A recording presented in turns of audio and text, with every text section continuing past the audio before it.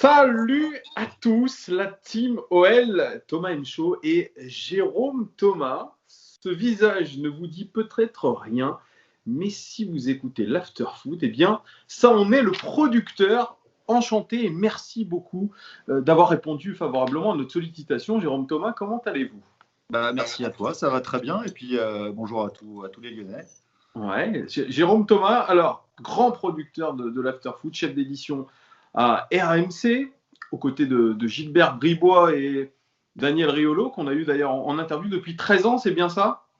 Ouais, c'est ça. Ouais, l'After existe depuis 2006. C'est ça. Et moi, je suis arrivé fin 2007, donc ça va bientôt faire 13 ans. Ouais, c'est ça. Une énorme expérience, en tout cas l'After qui est né en 2006, c'était ce fameux Milan AC Olympique Lyonnais. Qui, Ouais. avait fait du mal, et l'After, je crois, est apparu, à ce moment-là, il me semble bien. Mais c'est le premier After. C'est ça, c'est même le premier After. Ouais, c'est le fameux match retour Milan-Lyon. Voilà. Donc c'est un mauvais souvenir. Ouais, pour tout le foot français et un peu plus pour les Lyonnais, forcément. Ouais. Mais il y avait, on va dire que dès le début, dès le premier After, il y avait de quoi dire.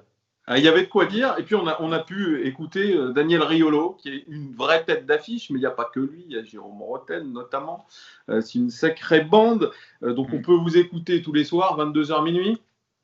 C'est ça, c'est même 21h minuit. 21h minuit. Voilà, et puis vous êtes sur Twitch maintenant. Oui. Ouais, on est sur Twitch. Alors, pour le moment, c'est occasionnel, c'est-à-dire on l'a fait après le PSG-OM. Ouais, et on le fera. Il n'y a rien d'encore officiel, mais il y a de grandes chances qu'on le fasse aussi après le Lyon-Marseille. Il me semble bien. Donc, qui est non pas dimanche qui vient, mais dans 10 jours. C'est nickel. Alors, on parlera aussi de. Ça, c'est dimanche 21h. Hein. Exactement, dimanche 21h. Voilà. C'est ça. Ouais. On parlera aussi de. Je vais te tutoyer, c'est un petit peu mieux. Bien sûr. Moins pompeux. On va parler de ta passion aussi pour le Stade Rennais dans cette petite interview, parce que tu es passionné du Stade Rennais, supporter. Légèrement, très légèrement. Ouais. Non. Ça ou ça? Ouais, allez. Ouais, voilà. La deuxième. Question toute simple pour commencer. C'est quoi le rôle du producteur de l'Afterfoot?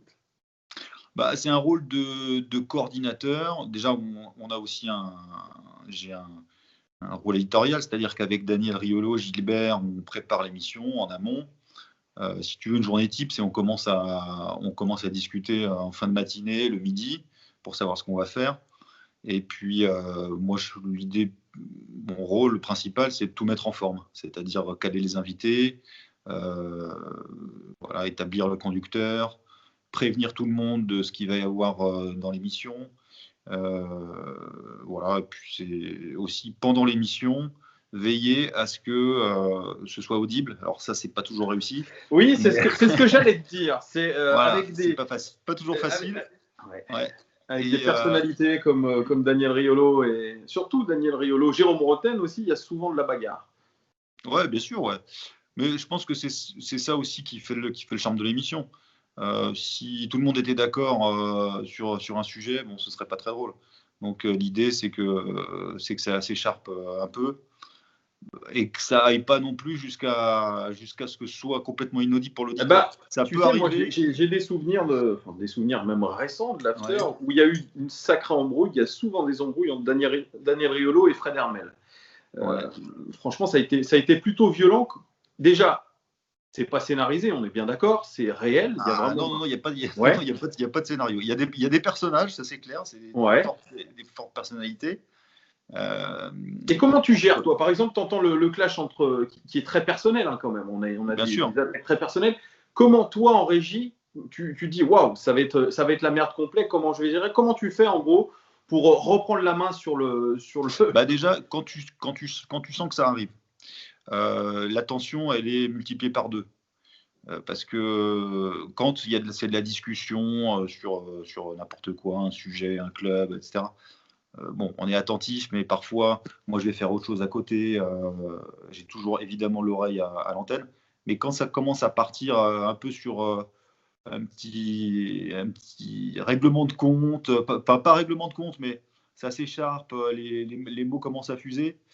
Là, il faut être attentif parce que ça ne déborde pas trop.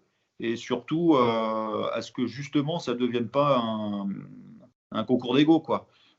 L'idée, c'est que ça dure pas une demi-heure. Voilà. Si c'est 2-3 minutes, bon, voilà. Ils ont tous leur personnalité, ils veulent tous avoir raison. Et il y a aussi pas mal de mauvaise foi. C'est-à-dire que tout le monde veut avoir le dessus sur l'autre.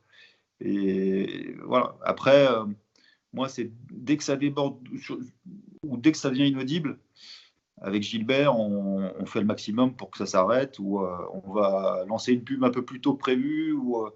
Voilà. L'idée, c'est pas que ça dure non plus 20 Ouais, parce que minutes. c'est le souci. Enfin, le souci et le charme de ces émissions de talk show, que Ouais. ça soit sur l'After ou ailleurs. C'est vrai qu'il peut y avoir des débordements. Il y a ce souvenir aussi de Jérôme Roten et Daniel Riolo sur Neymar, qui était compliqué à gérer aussi un petit peu. Donc, ça fait partie du jeu. C'est comme ça qu'il faut le Bien comprendre. Sûr. Ouais, ça fait partie du jeu. Il faut surtout pas freiner ça. Dans le sens où, comme ça vient, c'est pas des acteurs, ça vient naturellement. Ils ont leur ego, ils veulent absolument aller au bout de leur idée. Ils essayent aussi d'enfoncer l'autre. Bon, il faut les laisser faire. Et bon, il y a une limite de durée. Il ne faut pas que ça dure trop longtemps. Il faut pas que ce soit le seul but, le seul intérêt du talk. Il ne faut pas que ce soit ça.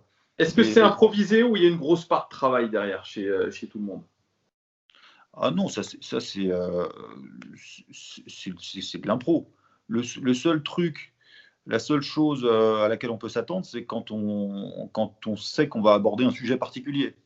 En ce moment, quand on parle de l'équipe de France, entre Jérôme et Daniel, ça part assez vite.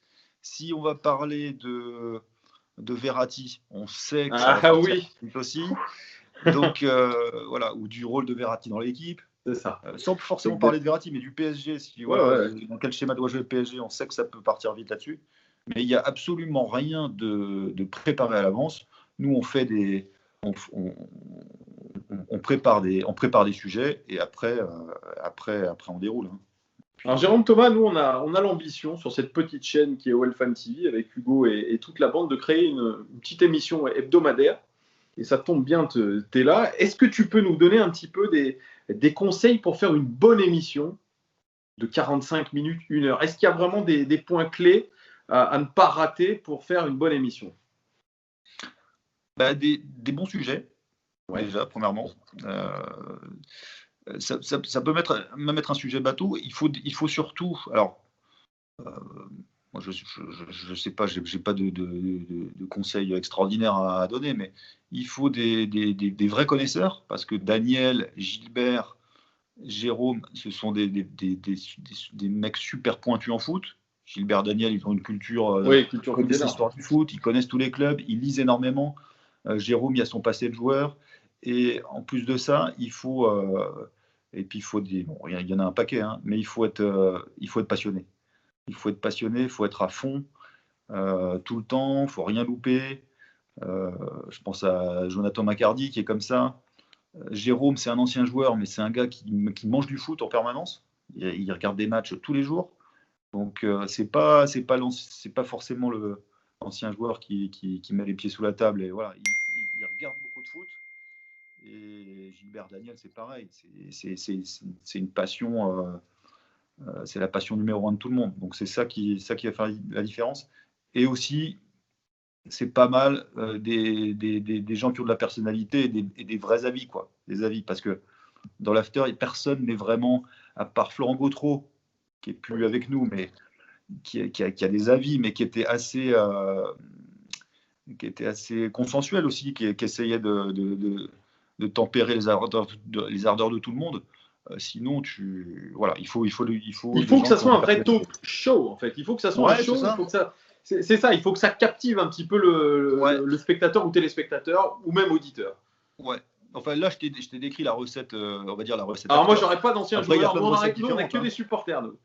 Ouais. Il y a plein de recettes différentes. Mais je pense que pour les supporters, c'est pas mal. En fait, quand on parle, faut oser dire quand on parle d'un joueur qu'il est pas bon. Ou qu'il est très bon. Et voilà. Ce qui est intéressant, c'est que nous, dans notre émission, il n'y a pas vraiment de demi-mesure. Quand un mec est pas bon, on le dit. Quand un mec est bon, on le dit. Voilà. Donc je pense que ça fait partie des éléments importants pour qu'une émission marche. D'ailleurs, tu me dis que bon, vous le dites sans langue de bois, évidemment, c'est l'ADN un petit peu de l'after. Est-ce qu'il y a déjà eu des pressions de présidents de club, d'agents, concernant un avis, par exemple, de Daniel, qui était un petit peu trop hardcore? Est-ce qu'il y a eu des pressions, des appels et des choses comme ça? Il y a eu quelques appels, ouais. Jean-Michel Aulas, par exemple? Non, Aulas, je ne crois pas. Je crois pas, mais il y a eu quelques coups de fil à nos boss, notamment François Pesanti à l'époque. Ouais. Moins maintenant. Mais nous on n'a jamais senti qu'on avait une pression par rapport de la direction. Nous, on nous a toujours dit, vous y allez, vous êtes totalement libre, faites ce que vous voulez. Après, évidemment, dans le respect des règles journalistiques, évidemment, enfin, pas tout ce qui est insultes, et débordements, tout ça. Mais même s'il y a pu avoir quelques petits coups de pression, on nous a jamais restreint sur quoi que ce soit. Donc ça, c'est aussi une chance. Franchement, c'est extraordinaire d'avoir ça. Donc on a une grande responsabilité par rapport à ça aussi, c'est que on peut pas se permettre de. Ouais, parce que ça peut démolir la carrière de certains joueurs. Et puis, on sait qu'aujourd'hui, ce foot business, il est absolument affreux. C'est un monde terrible, de ce que je lis à droite à gauche. C'est pour ça que si on fait de la mauvaise pub sur un joueur, par exemple Verratti, c'est possible un jour que l'agent appelle en disant non, c'est plus possible. Là. Que vous disiez ça de mon joueur, etc. Sa cote de popularité, elle va descendre. Peut-être sa valeur marchande aussi. Vous colportez peut-être des rumeurs, etc. Vous voyez ? Ouais, alors après, je pense pas qu'il y ait eu beaucoup de joueurs qu'on a beaucoup critiqués sans qu'il y ait un contrepoids. Lui, Jérôme, Daniel, bon, il a une fixette. Déjà, il n'a jamais dit que Verratti n'était pas un bon joueur. Il a toujours dit que c'était un super joueur.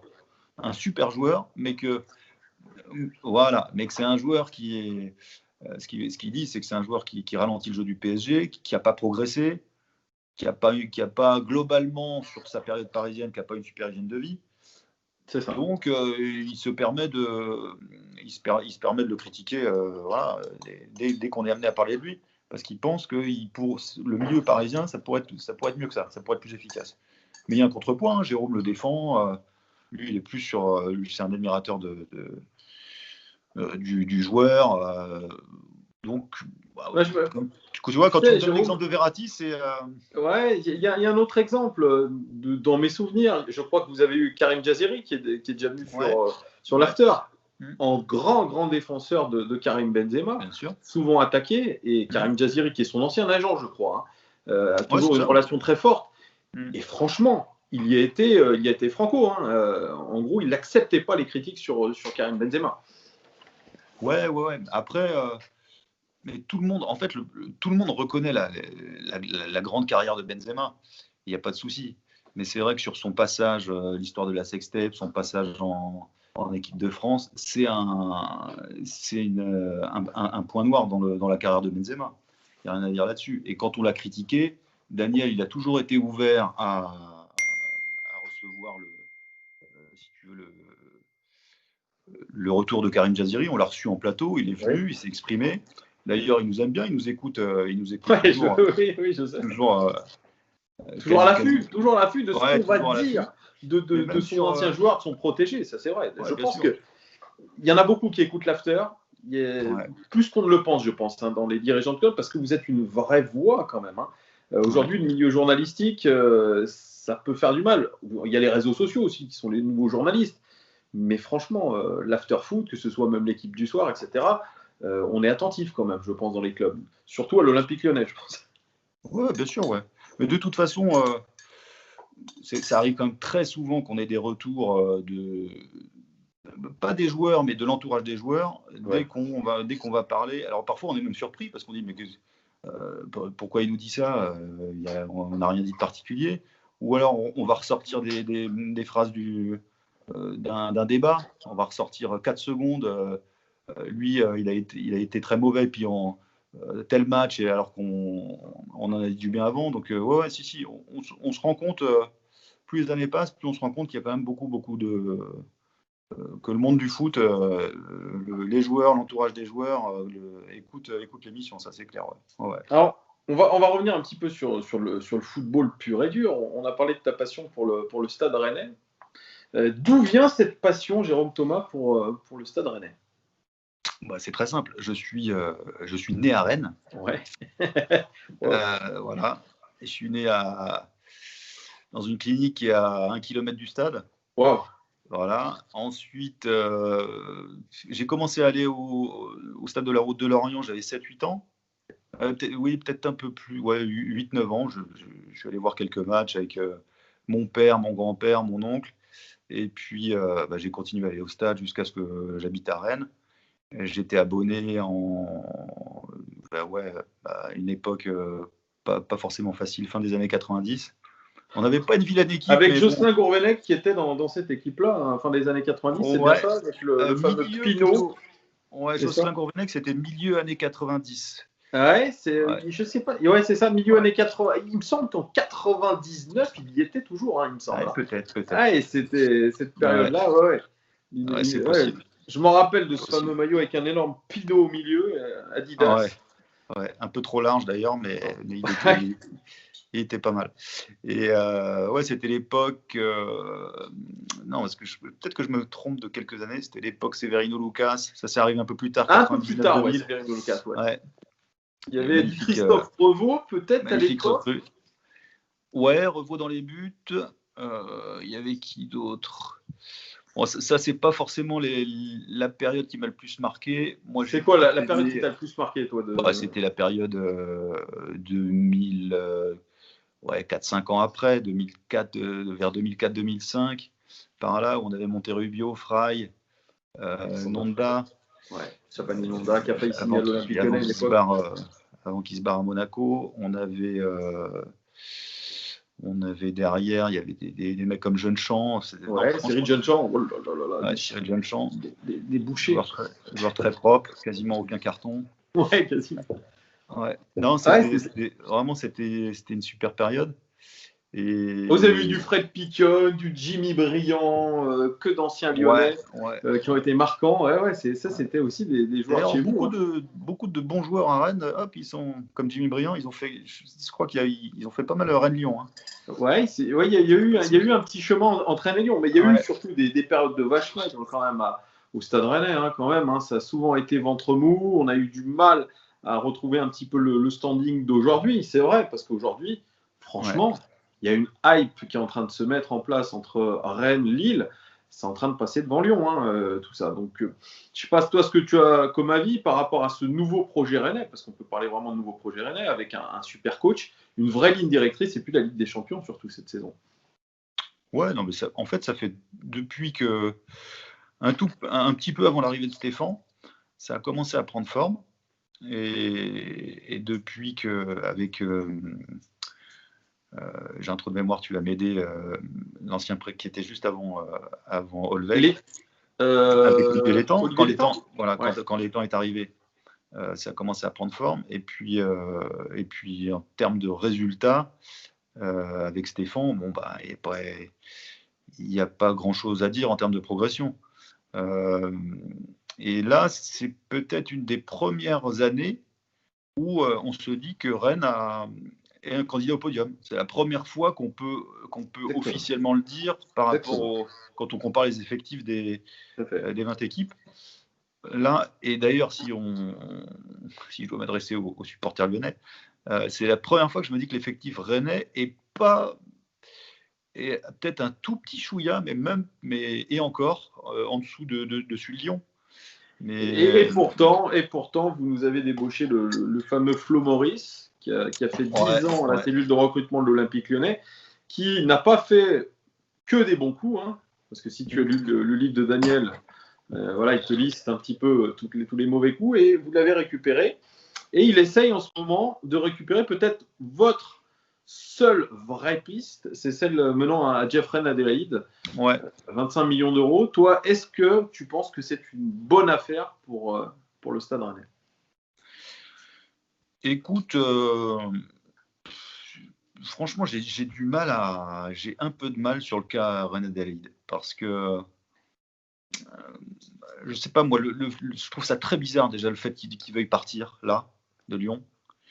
Il est quand même arrivé il y a quoi? Il y a un an, pile poil un an. Il veut déjà partir. S'il se met dans le moule du Stade Rennais où il y a quand même un super groupe, une bonne mentalité globalement de tous les joueurs, ouais, pourquoi pas. Mais ouais, ça m'a un peu chagriné là, son attitude avec Lyon. On a fait une grosse recrue d'ailleurs. On dit un petit peu en interne que c'est la recrue de Flo Maurice. Hein. Il est venu à l'Olympique Lyonnais parce que Flo Maurice l'a voulu. Finalement, Juninho ne le voulait pas. Silvinho, pas forcément. Jean-Michel Aulas, il est toujours un petit peu entre les deux. C'était un petit peu ce caprice de Flo Maurice, un joueur qui a coûté extrêmement cher. C'est la plus grosse recrue de l'histoire de l'Olympique Lyonnais, quand même, qu'on se le dise. C'est un joueur qui a été blessé pendant plus de 6 mois, qui a mis du temps à revenir. Et là, il réclame une place de titulaire. Alors, bien sûr, je comprends qu'avec Rudy Garcia, ça passe pas forcément bien. Mais comme ça, qu'il se livre dans la presse de cette manière-là, ça passe pas chez les supporters, ça passe pas chez Jean-Michel Aulas, qu'il a dit aujourd'hui. Hein. Et il a dit que le point de non-retour était quasiment atteint. Hein. Donc, effectivement, je te comprends, Jérôme, parce que forcément, il y a un risque en se disant que ce mec-là, il est peut-être aussi victime de son entourage, notamment son frère, et qu'il pourrait mettre le souk dans une équipe. Donc, effectivement, bon, il a du talent, ce garçon, mais attention aussi, hein, parce qu'on a besoin de cohésion. Et tu le sais très bien, Julien Stéphan, il est intransigeant un petit peu avec l'état d'esprit. Il l'a fait savoir, je crois, à Clément Grenier plusieurs fois. Il y a le cas Clément Grenier chez vous aussi. Hein, bien sûr, Lyon, il ne jouait plus sous Genesio. Hein. Et puis à Rennes, on est comme ça. Hein. Donc je pense qu'effectivement, attention, ça reste une piste prioritaire pour Rennes, mais est-ce que c'est une vraie bonne piste? On peut en douter. Alors, en termes de c'est un très bon joueur. Hein. Ça y est, je pense qu'il n'a pas forcément eu le temps de le prouver à Lyon. Il y a eu aussi la blessure. Comment il va? Est-ce qu'il a retrouvé son niveau d'avant la blessure? Ça, est-ce que quelqu'un peut répondre? On peut pas le savoir. Il a fait par contre, il est revenu. On est d'accord qu'il est revenu au mois de juillet. Il est revenu juste après. Alors, il était prêt pour la finale de la Coupe de la Ligue, donc début juillet. Début juillet, c'est ça. Et il a fait quelques très bons matchs amicaux avant la Coupe de la Ligue. Et puis, il a fait de bonnes rentrées dans le Final 8. Franchement, il a fait de bonnes rentrées. Hein. Ça a été un bon joker. Donc, effectivement, ça laissait place à de l'encouragement, franchement, son niveau. Mais là, effectivement, il s'est blessé récemment. Hein, donc, voilà, il va falloir un petit peu se remettre la tête à l'endroit pour Jeff Adélaïde. Mais tu vois, regarde, un ancien Lyonnais qui est parti chez vous, c'est Martin Terrier. Ouais. Et Martin Terrier, alors chez nous, il a toujours eu ce teint blafard. Tu vois, pas le mec pas. Tu sentais que dans le groupe, il se sentait pas bien. Peut-être qu'on l'utilisait mal. Et j'ai vu son interview d'après-match contre Monaco, qui est la semaine dernière, où vous avez gagné. J'ai vu un Martin Terrier rayonnant. Rayonnant. Souriant. Tu sentais que le body language, il était au top.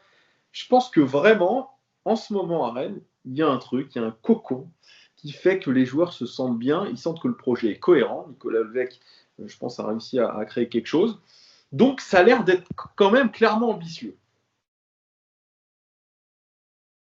Ah, je t'entends plus. Tu m'entends là? Ah, je t'entends. Non, je disais que c'est indéniable depuis 2 ans, il y a un élan positif. Tout roule, quoi. Tout va dans le bon sens. Et ça, je pense que il y a une part de chance, mais c'est pas non plus que le hasard. Hein. Je pense que Stéphan, il gère très très bien son groupe, qui a une direction qui fait bien le taf. Je pense que Maurice, c'est quand même c'est un bon. Il s'entend bien, Stéphan le voulait, donc il s'entend bien avec Stéphan. Donc tout roule vraiment bien. Et puis le groupe est bon. Il n'y a pas de star. Donc c'est hyper homogène. On a l'impression qu'il y a une vingtaine de joueurs qui sont de niveau égal. Et ça crée une bonne concurrence parce qu'il n'y a quasiment pas de, à part, on va dire, peut-être au milieu, il y a Kamavinga et Nzonzi qui sortent un peu du lot, évidemment, voire beaucoup. En défense centrale, ça peut aussi un peu tourner. On a les deux latéraux. Bon, ça, c'est Mawassa Traoré, c'est au-dessus. Mais tous les postes offensifs, on a 7-8 joueurs qui postulent à titulaire. Exactement. Donc, et ceux qui rentrent en général en cours de jeu font la différence. Donc ça veut dire que le niveau, l'écart de niveau entre les titulaires et les remplaçants est assez faible. Donc c'est vraiment intéressant. Je pense que c'est le meilleur groupe qu'il y ait jamais eu au Stade Rennais. Clairement. Et puis le début de championnat est très bon. Très bon. Deuxième du championnat, égalité avec Saint-Étienne. La dynamique est extrêmement positive. Ils n'ont toujours pas perdu depuis le début de saison. Il y a eu, je crois, 3 victoires, un match nul. C'est costaud et c'est un véritable candidat. D'ailleurs, ils s'affrontent ce week-end, Saint-Étienne et Rennes. Ouais, ça va être pas mal ça. Là, ça va être sympa. Ça, c'est une vraie affiche. Ça, c'est une vraie affiche. Enfin, on va revenir un petit peu sur l'Olympique Lyonnais rapidement parce que c'est voir un petit peu ton avis sur l'Olympique Lyonnais. La dynamique est complètement différente. Tu le sais, l'Olympique Lyonnais dans le plus grand flou. On a un Rudy Garcia qui est extrêmement contesté. Il n'y a pas de Coupe d'Europe. Le début de saison, clairement, on n'est pas dans les attentes du coach, des supporters, du président. On n'a pas de réussite d'un point de vue offensif. On se crée des occasions, on n'a pas de réussite. Et là, on joue un match qui est déjà capital contre Lorient. Et puis, pour couronner tout ça, on a un mercato qui est très compliqué à gérer. On ne sait pas si on gardera Memphis, Aouar, tu vois, Jeffrey Nadé sur le départ. Comment tu vois un petit peu ce marasme lyonnais, toi ? C'est de ce que tu as vu à l'after, de ce que tu vois en tant qu'observateur du football aussi. Voilà. Mais moi, je trouve, alors déjà en termes de jeu, je trouve que c'est pas forcément pire que l'année dernière. Tu vois ce que je veux dire ? C'est-à-dire qu'il y a 5 points. J'en ai vu 2. J'ai pas vu le dernier. J'ai vu Bordeaux. C'était pas bon. Le match à Bordeaux. J'ai regardé le premier, pas mal, mais bon, une équipe de Dijon qui était assez faible. Donc un peu résultat en trompe-l'œil. Mais bon, voilà. Il fallait quand même les battre. Et Montpellier, ça fait des défaites 1-2-1, c'est ça ? Ouais, c'est ça. Ouais. Et on a l'impression que ça fait quand même un petit moment que ça dure, quoi. Tu te crées des occasions, tu tournes autour, et puis au bout du compte, tu n'as pas le résultat. Et j'ai l'impression que ce début de saison lyonnais, c'est pas forcément une nouveauté par rapport à l'année dernière, voire l'année d'avant. Donc je pense que c'est une question d'état d'esprit. Hein. Quand tu es capable de battre Manchester City sur un match, certes en étant à fond et en étant dominé au plan de la possession, mais quand tu es capable de faire ça, ça veut dire que tu sais te sublimer sur un match, et quand tu joues un petit match de Ligue 1, t'as pas le droit d'avoir 5 points sur 12. Même en étant moyen, si tu joues à fond ces matchs-là, tu as 9 points sur 12, tu n'en as pas 5. Donc, moi, je sais pas, honnêtement, je pense qu'il faut attendre la fin du mercato pour savoir déjà pour faire un vrai premier bilan, se dire ou d'essayer de faire des pronostics, de se dire comment va être la saison. Ça dépend si tu perds 1 ou 2 ou les fameux 3 entre Aouar, Dembélé et Depay. On nous dit que non. On nous dit qu'ils ne partiront pas tous les 3 et que même Aouar et Memphis sont plutôt enclins à rester plutôt qu'autre chose. Donc pour moi ça va se jouer beaucoup sur le mercato. Si tu n'en perds qu'un, ce serait pour moi, je sais pas, peut-être que je dis une bêtise et voilà, mais je pense qu'il vaut mieux perdre Depay que les 2 autres. C'est mon avis. Tu as raison. Je pense que tu as raison. C'est mon avis parce que Depay c'est un super joueur, mais je trouve qu'il est trop. Même si c'est sûrement le plus doué des 3, quoique Aouar, j'adore ce joueur. Ce que je trouve le vrai mec qui a fait des différences. Quand j'ai regardé le fameux Bordeaux-Lyon, là, le 0-0, Aouar est rentré en cours de match. Et c'est le seul mec qui renverse. Une énorme entrée. Ah ouais, bref. Et pour moi, c'est le meilleur joueur de cette équipe, c'est lui. Mais Depay est trop irrégulier. Il peut faire des gestes magnifiques, mais globalement, même dans son jeu défensif, c'est pas. Je le trouve assez. Je trouve qu'on en fait un peu trop, effectivement. Tu as raison, parce que Jean-Michel Aulas aurait fait une proposition à Memphis Depay qu'il ne pourrait pas refuser. Ouais. Il cherche à le garder, il lui donne le numéro 10, il lui donne le capitana. On fait des pieds et des mains pour un joueur qui a dit les gens sont sympas à Lyon, mais moi je cherche un club ambitieux. Et ça, il l'a dit plusieurs fois depuis qu'il est arrivé. Et moi, en tant que supporter, je trouve ça inadmissible. Ouais. Et vu ses prestations, même sur le Final 8, moi j'ai en tête la dernière action du Final 8, ça peut changer le cours du match. C'est cette occasion contre le Bayern Munich où Maxence Cacrel lance dans la profondeur, il rate son face-à-face avec Neuer. À partir de là, pour lui, je pense déjà c'est fini. C'est fini. T'as beau marquer deux pénaltys contre Dijon, un but dans le jeu.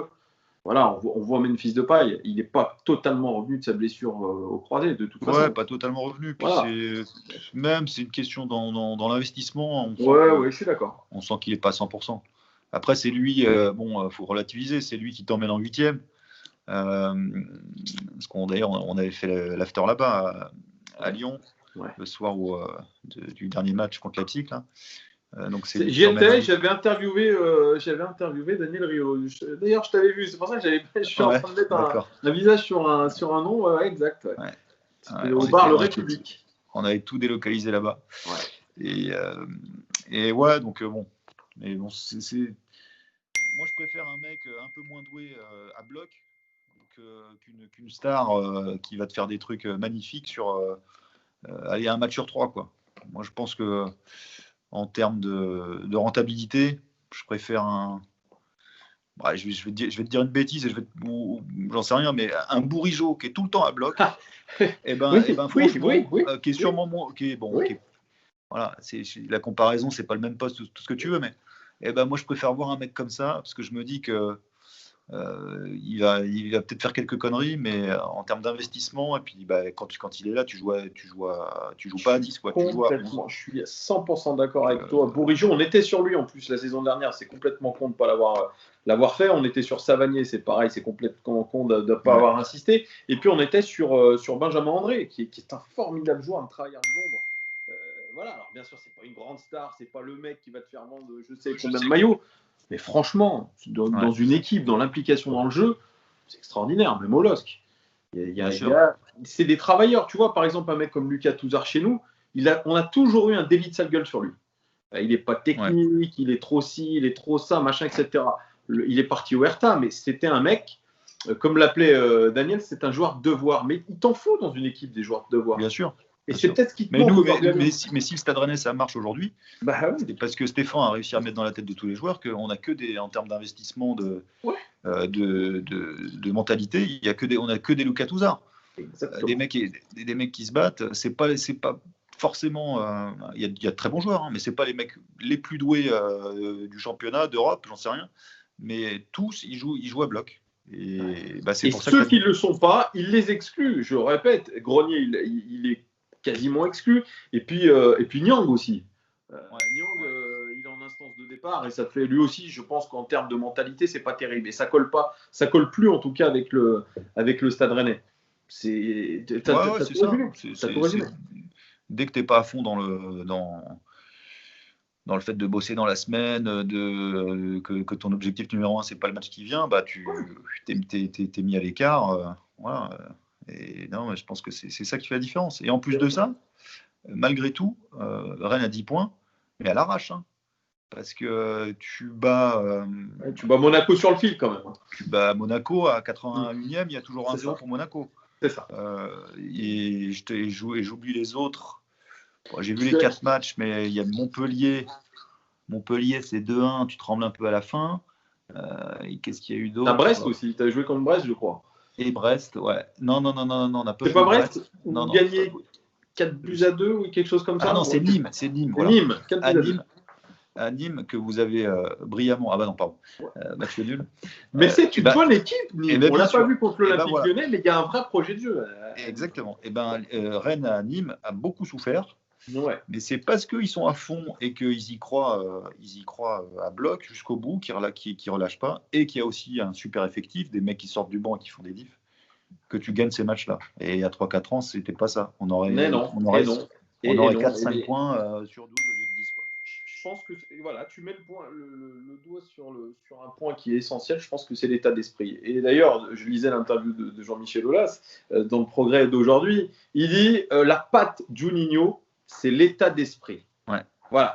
Non, il dit même c'est son image de marque, c'est l'état d'esprit. C'est ce que dit Jean-Michel Aulas. Donc tous ceux qui ne veulent pas rentrer dans le moule olympique lyonnais, qui ne sont pas fiers de porter ce maillot, c'est dehors. C'est pour ça que la réaction de Juninho, après les propos de Jeffrey Ndelay, tu vois, moi, je n'ai pas été convaincu, parce que tu sais, il a fait de la calinothérapie. Oui, je comprends. Etc. Non, c'est pas je comprends. C'est je mets tout de suite une grande tarte et je dis, t'es pas content, bah tu t'en vas. Bon, on va te mettre. Tu vois alors peut-être qu'il n'a pas voulu précipiter les choses, se dire c'est peut-être un. Parce qu'il ne l'avait pas ouvert depuis qu'il était arrivé à Lyon, Rennes. Je ne me souviens pas de précédent. Non. Il n'y avait pas eu de précédent, alors peut-être qu'il s'est dit c'est un caprice ou une manière de dire je veux plus jouer. Enfin, c'est toujours pas la bonne méthode, ça c'est clair. Non. Mais peut-être qu'il voulait lui donner une deuxième chance, quoi, en gros. Et puis bon, vu l'investissement fait l'année dernière, il y avait peut-être, même si il y a peut-être ça aussi, c'est capital. Tu connais Jean-Michel Aulas, c'est lui t'as Juninho qui a dit noir, lui il a dit blanc, évidemment. Il a pris une tarte directe, Jeffrey Ndelay. Donc effectivement, c'est cet état d'esprit. Et est-ce que toi, tu es positif, tu penses que l'Olympique Lyonnais va s'en sortir cette saison ou pas? Est-ce que le fait qu'on n'ait pas de Coupe d'Europe, ça peut permettre quand même à l'OL de repartir de l'avant? Mais franchement, j'espère pour vous. Parce que mais je sais même pas si l'absence de Coupe d'Europe va forcément faire que tu vas être meilleur en championnat. Normalement, il y a tout pour. Parce que là, on peut pas dire que les échéances font que tu vas. Il y a une coupe en moins nationale. Ouais. Et pour la première fois depuis, je sais pas, 20 ans, 25 ans, il n'y a pas de Coupe d'Europe. Donc, il y a zéro excuse pour pas être dans le top 4, on va dire. Top 5. En termes d'effectifs, il y a Paris qui est devant et Lille. Monaco, bel effectif. Monaco, c'est toujours compliqué. Allez, normalement, si c'est pas un top 5, c'est un énorme échec pour moi. Sauf si il se passe beaucoup de choses d'ici la fin du mercato dans le sens des départs. 10 jours avant la fin du mercato. Là, ça pourrait changer la donne, mais bon, je pense qu'il n'y a quasiment aucune chance qu'il y en ait 3 à partir, peu de chances qu'il y en ait 2 à partir, et de grandes chances qu'il y en ait 1. Alors, une dernière question. Ton top 5 Ligue 1, à la fin de la saison, quel sera ton top 5 Ligue 1? Top 5 Ligue 1, je vais te dire 1 PSG. Ouais. Je vais te mettre 2. Je vais te mettre 2. Peut-être Lille. Ouais. 3. Ouais, c'est pas facile. 3, je vais te mettre. Ouais, parce que je pense à mon club, tu vois. C'est ça, c'est ça qui me brûle le cerveau. Ouais. Moi, je pense qu'on va faire 3. Ouais. Ok. Mais c'est tellement difficile parce que ça va dépendre de la Ligue des Champions. Il se passe plein de choses. 3, 4, 4 Lyon, 5 Monaco. Voilà. Wow. Et bon, je le vois comme ça. Allez. Et je peux même le 5e. Allez, pourquoi pas Montpellier. Ça se joue entre Montpellier et Monaco. Parce que Montpellier, je pense que là, ils sont costauds, ils ont la même équipe que l'année dernière à peu près. Et ça peut tenir la route une deuxième année de suite. Ouais. Bon, on va voir si tu as raison. Réponse dans quelques mois. Ouais. On va voir si ton pari est dans le bon ordre. Moi, je pense qu'il y aura une petite surprise. Ouais, tu vois une champion, toi. Non. C'est pas possible. C'est pas possible. Vous laisserez des plumes et du mental et du psycho dans la Ligue des Champions. C'est évident. Ouais. C'est évident. Ouais. Toutes les équipes qui font des Coupes d'Europe, tu vois bien l'OL, on a laissé de sacrées plumes. Donc, Moi, je ne sais pas. Je ne sais pas déjà ce que vous allez faire en Ligue des Champions. Ce sera intéressant en tout cas. En tout cas, je pense qu'on verra le vrai niveau de cette équipe de Rennes en Ligue des Champions. On verra vraiment si Julien Stéphan arrive à créer cette cohésion, cet état d'esprit, ce jeu pour permettre de faire quelque chose. Parce que franchement, même vous avez fait une demi-épopée quand même en Europa League. Hein. C'était quand il y avait Atem Ben Arfa, c'était pas mal. C'était pas mal. Il y avait un sacré engouement quand même. Hein. Je ne sais pas si tu te rappelles, mais c'était fou. Hein. Mais c'était surtout la première fois. C'était fou. Moi, le seul match que je suis allé voir de toute la Coupe d'Europe, c'est le match à l'Emirates. Ouais. Ça, c'est un peu. Ça s'est mal passé. C'était le plus moche. Voilà. Au bout de 20 minutes, il y avait déjà 2-0. C'est ça. Donc, une demi-heure. Ouais. Mais sinon, c'était magnifique. Il y a eu. C'était de l'émotion, mais même cette finale de Coupe de France, c'était dingue. Ouais. Pareil, tu vois, c'est Paris. C'est tout. Voilà. Le Stade Rennais, ils ont toujours cru, même à 2-0. Et puis après, contre une équipe du PSG qui était aussi à moitié en vacances, hein, puisque depuis, ils y étaient depuis le mois de mars, et leur défaite contre Manchester. Hein. Ça leur a coûté cher. Ça leur a coûté très cher. Et voilà, ils ont fait 2 mois de vacances derrière.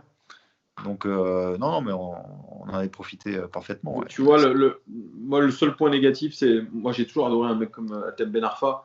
Arfa, il fait une saison de dingue avec Rennes. Il a toujours été individualiste, mais le fait qu'il se mette en retrait complètement de l'équipe en disant que. Il a critiqué d'ailleurs le jeu de l'équipe. Hein, il a dit qu'il n'y avait pas de projet de jeu, etc. J'ai jamais rien compris. Tu vois que depuis qu'il a quitté Rennes, bille.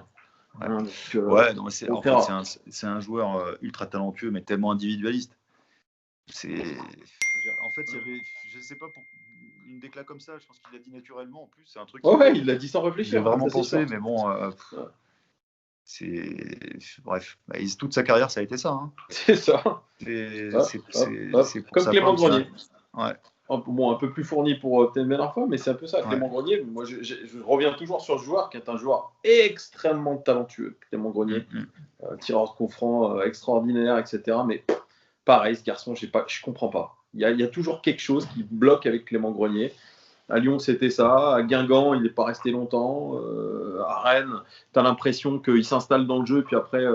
Tu as Julien Stéphan qui l'envoie en réserve parce que il est trop égoïste, lui aussi, individualiste. Ouais, je pense, tu vois, c'est des joueurs qui n'arrivent pas à se mettre dans le moule. Voilà. Et puis ça leur coûte des belles années de leur carrière, ça c'est clair. Et voire toute une carrière pour Ben Arfa, parce que ça aurait pu être tellement mieux. Un mec aussi doué. Et je pense que c'est pas non plus. C'est dans la tête. Hein. Le problème, c'est que tu as un peu de recul sur ce que tu fais. Je pense que ça peut être nettement mieux. Lui, il n'en a jamais eu. C'est ça le problème. Carrément. Bon, merci beaucoup, je t'en prie. Thomas.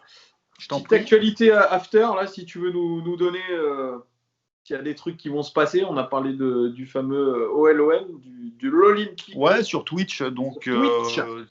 Ouais, c'est ça. Je sais, ça doit être dimanche dans 10 jours. Je t'aurais plus la date. C'est ça. C'est dans 10 jours. Ouais, le 4 octobre, je crois. Juste avant la clôture du mercato et de la trêve internationale. Voilà. Donc, si supporter lyonnais, si vous voulez vous régaler après une victoire contre l'OM, l'after sera sur Twitch, sur RMC Sport 1 aussi. Ouais. Ah oui. Voilà. Oui. Et toujours sur RMC. Donc, vous pouvez le voir. Sur les 3 plateformes de toutes les manières. Voilà.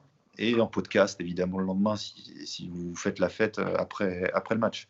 Toujours sur toutes les plateformes, Deezer, Spotify, de tout. En tout cas, c'est une émission, moi, qui m'a bercé depuis 2006. Hein. Je fais partie de cette génération. En 2006, j'avais 20 ans. Ouais. Donc, mes 20 ans, j'ai commencé à écouter l'After. C'est toujours génial, de toute façon. Et en plus, Lyon, c'est vraiment le club qui nous a suivis depuis le début. Ouais, c'est vrai. C'est le symbole de la première émission. Il se passe toujours des trucs dans ce club. Ouais. C'est le club historique des années 2000. Ouais.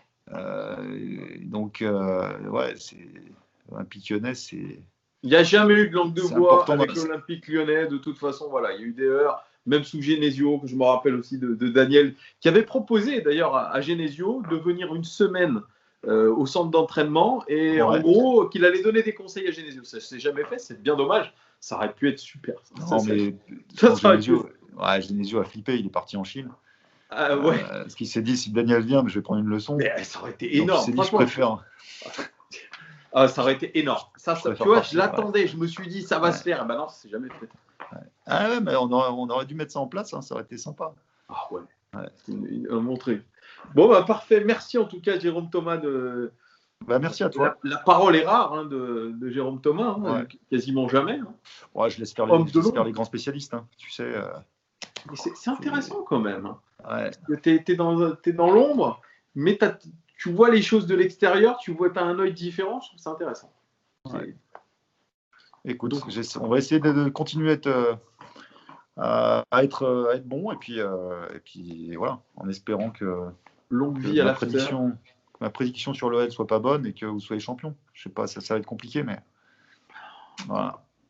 Bertrand Traoré qui disait ça l'année dernière, Marsal qui l'a dit cette année, les deux sont partis. Voilà. Bon. Bon, à bientôt. Merci beaucoup, Jérôme Thomas. Les gauches, n'hésitez pas à commenter ce qu'a dit Jérôme Thomas, producteur de l'Afterfoot RMC. Merci en tout cas de votre fidélité et à très bientôt pour de nouvelles interviews. Ciao. Merci. À plus. Salut.